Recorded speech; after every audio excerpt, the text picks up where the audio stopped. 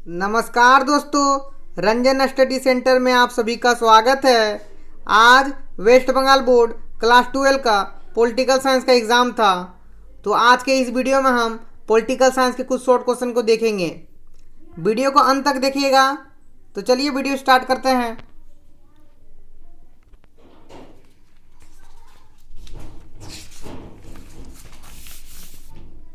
देखिए, जैसे जो पॉलिटिकल साइंस का एग्ज़ाम था उसमें 40 नंबर शॉर्ट क्वेश्चन आता है और 40 नंबर लॉन्ग क्वेश्चन। कहने का अर्थ है कि 24 MCQ आया था और 16 ACQ आया था। तो 40 नंबर शॉर्ट क्वेश्चन ऐसे हो गया और 40 नंबर लॉन्ग क्वेश्चन हो गया, यानी कि 8 नंबर वाला 5 लॉन्ग क्वेश्चन आपको लिखना था। ठीक है, तो आज सबसे पहले हम MCQ शॉर्ट क्वेश्चन को देखेंगे। तो देखिए, आज का पहला क्वेश्चन था, शीत युद्ध की एक नई रणनीति है, कहा गया है। किसके द्वारा कहा गया है? तो इसका हो जाएगा ए, फ्रीडमैन द्वारा। दूसरा क्वेश्चन है, दातांत शब्द है। दातांत शब्द कैसा शब्द है? तो ए नंबर हो जाएगा फ्रांसीसी शब्द। तीसरा है, साल्ट 2 पर हस्ताक्षर हुआ सन किसमें? तो डी नंबर 1979। ठीक है, अब 4 नंबर क्वेश्चन है, किसने कहा कि राष्ट्रहित विदेश नीति की मूल अवधारणा है? तो इसका हो जाएगा बी नंबर जे फ्रेंकल। 5वां क्वेश्चन है, सार्क का अस्थाई सचिवालय स्थित है कहां पर? तो हो जाएगा सी नंबर काठमांडू में। 6 नंबर क्वेश्चन है, किस वर्ष भारत तथा पाकिस्तान के बीच लाहौर घोषणा पत्र का हस्ताक्षर हुआ? तो हो जाएगा इसका डी नंबर 1999 में। ठीक है। 7वां क्वेश्चन है, सुरक्षा परिषद के अस्थायी सदस्य की संख्या कितनी है? तो इसका हो जाएगा 10। 8 नंबर क्वेश्चन है, प्रतिवर्ष आर्थिक तथा सामाजिक परिषद के कितने अंश सदस्य अवसर प्राप्त करते हैं? तो इसका हो जाएगा ए नंबर 1/3। 9 नंबर क्वेश्चन है, संयुक्त राष्ट्र संघ का 193वां सदस्य राष्ट्र कौन है? तो इसका हो जाएगा डी नंबर दक्षिणी सूडान। 10वां क्वेश्चन है, अंतर्राष्ट्रीय न्यायालय के न्यायाधीश के कार्यकाल की अवधि कितनी है? तो इसका हो जाएगा 9 वर्ष, डी नंबर 9 वर्ष। 11 नंबर क्वेश्चन है, एक सदनी विधानमंडल का समर्थक है तो कौन है? तो इसका हो जाएगा ए बेंथम।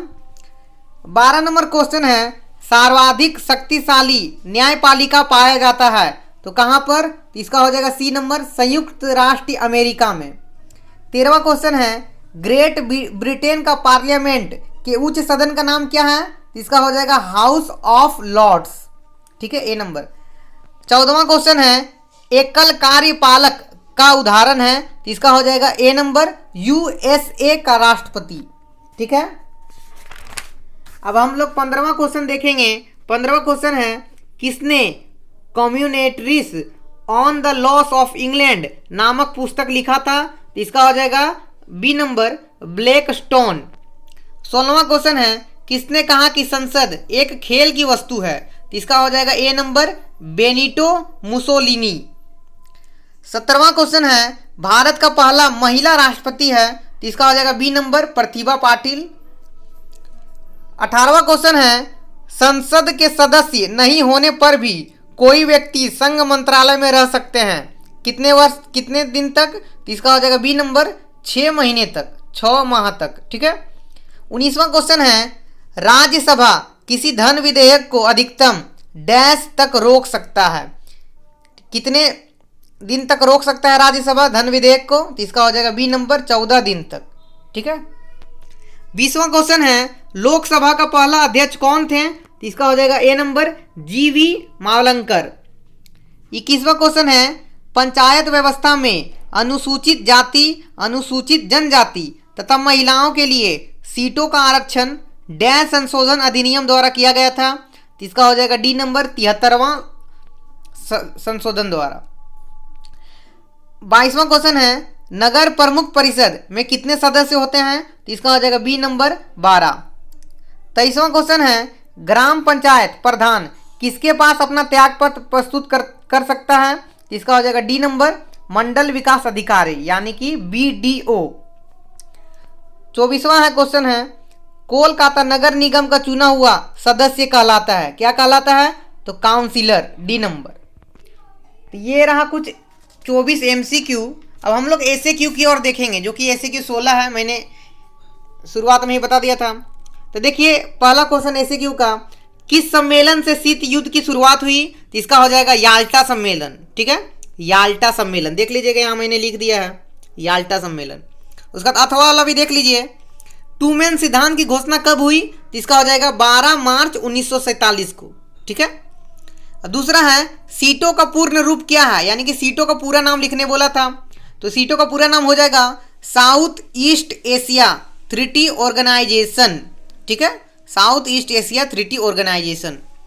अब अथवा वाला नहीं लिखे हैं। अब 3 नंबर देखिए, बेलग्रेड सम्मेलन कब हुआ था? तो ये हो जाएगा 1961। 4 नंबर क्वेश्चन है, भारतीय विदेश नीति का मुख्य स्तंभ क्या है? तो गुट निरपेक्षता की नीति। ठीक है, भारतीय विदेश नीति का जो मुख्य स्तंभ है वो क्या है? तो गुट निरपेक्षता की नीति। यहाँ पर और भी बहुत सारा क्वेश्चन, यहाँ पर और भी बहुत सारा आंसर हो सकता है, कोई ज़रूरी नहीं है सिर्फ यही उत्तर सही होगा। इसके अलावा भी और दूसरा कोई भी उत्तर आप लोग लिखे होंगे तो वो सही हो जाएगा। ये मैंने सिर्फ लिखा है, देखिए यहाँ पर क्वेश्चन था भारतीय विदेश नीति का मुख्य स्तंभ क्या है, तो मैंने लिखा है गुट निरपेक्षता की नीति। यदि आप लोग इसका उत्तर दूसरा कुछ लिखे होंगे तो वो भी सही होगा। ठीक है, अब देखते हैं 5 नंबर। तो ये 5 नंबर का उत्तर बड़ा था तो यहाँ पर जगह नहीं था, इसलिए मैंने नहीं लिखा है। 6 नंबर देखिए, ब्रिक्स क्या है? ब्रिक्स, तो ब्रिक्स का यहाँ पर है उत्तर, राष्ट्रीय अर्थव्यवस्थाओं का एक संघ है। यदि आप लोगों ने ये भी लिखा होगा उत्तर तो आपका सही हो जाएगा।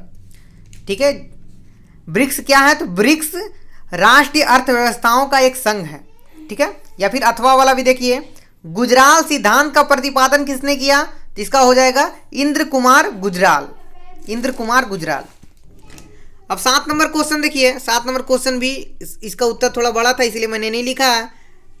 8 नंबर क्वेश्चन देखिए, प्रतिवर्ष संयुक्त राष्ट्र संघ के महासभा का अधिवेशन कितने बार होते हैं? तो इसका हो जाएगा 1 बार, सितंबर महीने में। ठीक है, सितंबर महीने में 1 बार। अब देखिए 9 नंबर क्वेश्चन है, यूनेस्को का मुख्य उद्देश्य क्या है? यूनेस्को जो है उसका मुख्य उद्देश्य क्या है? तो इसका हो जाएगा शांति एवं सुरक्षा की स्थापना करना। इसका भी वही है कि इसका उत्तर भी और दूसरा कुछ भी आप लोग लिखे होंगे तो सही हो जाएगा। ठीक है, क्योंकि इसका जो उद्देश्य है बहुत सारा उद्देश्य है, तो ये एक उद्देश्य मैंने लिखा है। यूनेस्को का उद्देश्य क्या था? तो शांति एवं सुरक्षा की स्थापना करना। अब इसका अथवा वाला भी देख लीजिए, ILO का पूर्ण रूप लिखिए, यानी कि ILO का पूरा नाम लिखना है। तो ये मैंने हिंदी में भी लिख दिया और इंग्लिश में भी लिख दिया है। देख लीजिए, ILO का पूरा नाम हिंदी में है अंतर्राष्ट्रीय श्रम संगठन, या फिर इंग्लिश में देखिए इंटरनेशनल लेबर ऑर्गेनाइजेशन। दोनों में से कोई भी आप लोग लिखे होंगे, चाहे हिंदी में लिखे होंगे फिर भी सही होगा और इंग्लिश में लिखे होंगे फिर भी सही होगा। ठीक है, दोनों लिखने की जरूरत नहीं था, इंग्लिश और हिंदी दोनों नहीं लिखना था, दोनों में से कोई एक भी लिखे होंगे आप लोगों को तो सही हो जाएगा, अंतर्राष्ट्रीय श्रम संगठन या फिर इंटरनेशनल लेबर ऑर्गेनाइजेशन। अब देखिए ये सब का उत्तर कुछ थोड़ा सा बड़ा था इसलिए यहाँ पर जगह नहीं था, इसलिए मैंने नहीं लिखा है। अब हम लोग आते हैं डायरेक्ट 13 नंबर क्वेश्चन में, एंग्लो इंडियन समुदाय से कितने सदस्यों को राष्ट्रपति लोकसभा में मनोनीत कर सकते हैं? तो इसका हो जाएगा 2। ठीक है, अब अथवा वाला क्वेश्चन में आते हैं, भारत के राष्ट्रपति को हटाने हेतु कौन सी विधि का प्रयोग किया जाता है? तो इसका हो जाएगा महाभियोग। ठीक है, महाभियोग। अब 14वां क्वेश्चन है, राज्य मंत्रिमंडल किसके प्रति उत्तरदायी है? राज्य मंत्रिमंडल, तो इसका हो जाएगा राज्य के विधानसभा के प्रति। जो राज्य मंत्रिमंडल है वो किसके प्रति उत्तरदायी है? तो इसका हो जाएगा राज्य के विधानसभा के प्रति।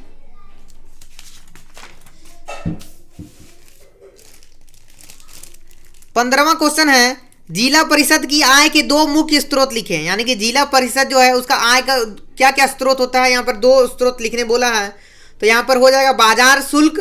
ठीक है, बाजार का टैक्स, बाजार शुल्क, लाइसेंस, भूमि राजस्व। ये मैंने 3 उत्तर लिखा है। इसके अलावा भी बहुत सारा और होता है आय का स्रोत। यहाँ पर जिला परिषद का आय का स्रोत बहुत सारा है। ठीक है, ये मैंने यहाँ पर 3 उत्तर मैंने लिख दिया है, आप लोगों ने मिला लीजिए आप लोगों ने क्या क्या लिखा है। जिला परिषद के आय का स्रोत क्या क्या है, पैसे कमाने का स्रोत क्या क्या है, तो बाजार शुल्क, लाइसेंस, भूमि राजस्व। अब 16वां क्वेश्चन है, बोरो कमेटी क्या है? बोरो कमेटी तो हो जाएगा एक क्षेत्र समिति है। आप लोगों ने ये लिखा होगा कि बोरो कमेटी एक क्षेत्र समिति है, तो भी सही होगा, या फिर इसका उत्तर और भी बहुत कुछ हो सकता है। ठीक है, बोरो कमेटी क्या है? तो बोरो कमेटी एक क्षेत्रीय समिति है। अब हम लोग आते हैं लॉन्ग क्वेश्चन की ओर।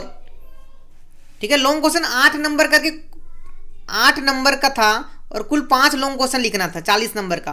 तो देखिए, इससे पहले जो मैंने पॉलिटिकल साइंस का इंपॉर्टेंट क्वेश्चन बताया था, उसमें मैंने बताया था जो इंपॉर्टेंट क्वेश्चन बताया था, टोटल जितना भी बताया था सब के सब आ गया है, एक भी यहाँ पर छूटा नहीं है। टोटल जैसे हम बात करें 1 2 3 4 5 6 7 8 9, टोटल 9 लॉन्ग क्वेश्चन था पॉलिटिकल साइंस में। 9 में से कोई 5 करना था, लेकिन जो मैंने इंपॉर्टेंट क्वेश्चन बताया था यूट्यूब वीडियो में, इससे पहले जो पॉलिटिकल साइंस के इंपॉर्टेंट क्वेश्चन का जो मैंने लॉन्ग क्वेश्चन का वीडियो बताया था, उसमें जो 9 यहाँ पर लॉन्ग क्वेश्चन है, 9 का 9 मैंने बताया था। ठीक है, जो बताया था उसमें 9 क्वेश्चन था, 9 का 9 यहाँ पर आ गया है, और 9 में से कोई आपको 5 ही करना था। और जो 4 छूटता भी, तो 4 जो कौन छूटेगा? जो आप लोगों को आता होगा, जिन्होंने मेरा वीडियो देखा होगा। तो देखिए, पहला क्वेश्चन देखते हैं हम लोग। पहला क्वेश्चन मैंने बताया था, अंतर्राष्ट्रीय संबंध की परिभाषा दें, इसके विकास की प्रक्रिया की संक्षिप्त चर्चा करें। ये मैंने क्वेश्चन बताया था यूट्यूब में। अथवा वाला क्वेश्चन भी बताया था कि अंतर्राष्ट्रीय संबंध तथा अंतर्राष्ट्रीय राजनीति में अंतर की चर्चा करें। मैंने ये दोनों क्वेश्चन बताया था, दोनों में से कोई एक लिखना था आपको। दूसरा क्वेश्चन है, ऐतिहासिक वस्तुवाद के मार्क्स सिद्धांत की चर्चा करें, यानी कि मार्क्सवाद के बारे में लिखना था आपको, या फिर राष्ट्र के गांधीवादी सिद्धांत पर टिप्पणी लिखे, या फिर गांधीवाद आदर्श के बारे में लिखना था। ठीक है, ये भी दोनों मैंने क्वेश्चन बताया था, इंपॉर्टेंट क्वेश्चन। ये इसमें दोनों में से कोई एक ही लिखना था। तीसरा क्वेश्चन है, भारत के प्रधानमंत्री की शक्ति तथा कार्य की चर्चा करें। ठीक है, या फिर किसी भारतीय राज्य के राज्यपाल की शक्ति तथा स्थिति की चर्चा करें। ये जो 2 था, दोनों मैंने बताया था, दोनों में से कोई एक ही लिखना था आपको एग्जाम में। अब अगला 4 नंबर क्वेश्चन देखते हैं। भारतीय संसद के दोनों सदनों के बीच संबंध को लिखना था, ये भी बताया था। और साथ में अथवा वाला है, लोकसभा के अध्यक्ष की शक्ति तथा कार्य, ये भी मैंने बताया था, इसमें भी दोनों में से कोई एक ही लिखना था। अब 5 नंबर क्वेश्चन है, किसी भारतीय राज्य के उच्च न्यायालय के संगठन तथा कार्यों पर टिप्पणी लिखे, ये भी मैंने बताया था। यानी कि टोटल 9 लॉन्ग क्वेश्चन आता है, लॉन्ग क्वेश्चन 9 लॉन्ग क्वेश्चन आता है पॉलिटिकल साइंस का। 9 में से कोई करना रहता है 5, केवल 5 करना रहता है।